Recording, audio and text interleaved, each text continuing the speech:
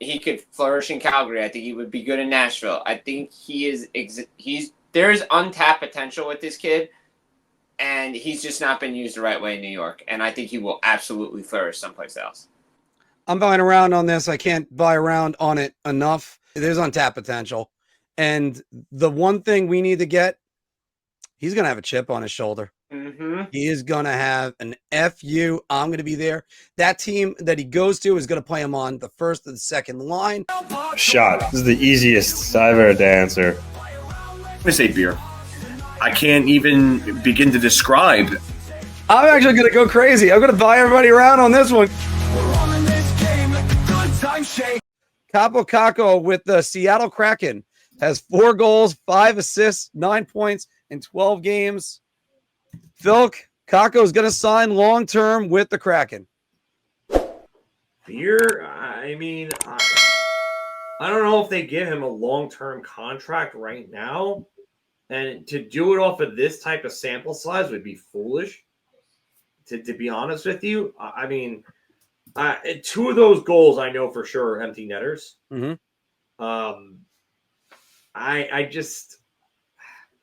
I'd be very wary about looking at those numbers and being like, hey, like this guy is taking a step forward. Like we thought he took a step forward with the kid line in 2022.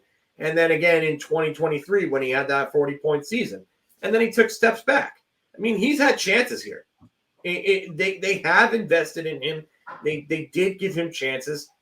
I think the chances go up exponentially due to that, just because I don't think they're going to trade an asset for him. Mm-hmm. And unless he really shits the bed, why are they going to not sign him? So, yeah, I'm still going to stick with beer, but I lean towards shot. I mean, not shot, round. Anthony? Yeah, if you're talking like if you consider like 4 years long term, then I would say, again, I mean, if you're going to consider, let's say 4 years long term, I would say I could see that. I could see him sign a 4-year deal. They're not going to give him 1 year because that walks him to UFA. 2, I mean, I could see anywhere between 2 and 4 years with Kakko. I mean, good for him. He's producing now. He looks good. I think it depends on how he plays the rest of the year. You know, if he keeps this pace up the rest of the season, yeah, they might commit to him at, you know, like I said, a 3-4 year deal. So we'll see. Yeah, I'm actually going to go round on this one because I think he's enjoying himself right now out there with all the comments he's making. And we had this discussion about a month ago. Speaking about, like, it's amazing how cyclical all the news has been. Talking about underrated players and coaches and stuff like that. But this has been one of the things we talked about was Kakko's going to flourish somewhere else. And he is. He's flourishing right now in Seattle. Now, yeah, you want to say empty net goals? Sure. But he's had a couple of good goals too. You look at it, 9 points now in 12 games, right? 9 points, 12 games. They're playing him more. He's not staple to the bench, where if he makes a turnover, he's not going to be on the bench for like the rest of his career. And yeah, I do understand there are times, and I looked up his time on ice. There were games that they played him 20 minutes, 19 minutes, 18 minutes, but it wasn't a long stretch. He was always one mistake away from being on the bench for God knows how when, for anybody to go past him.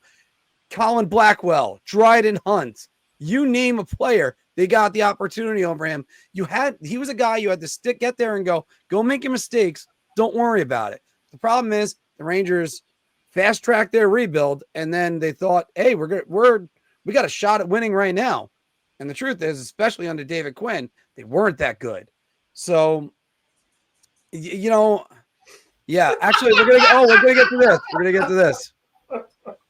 That's definitely it.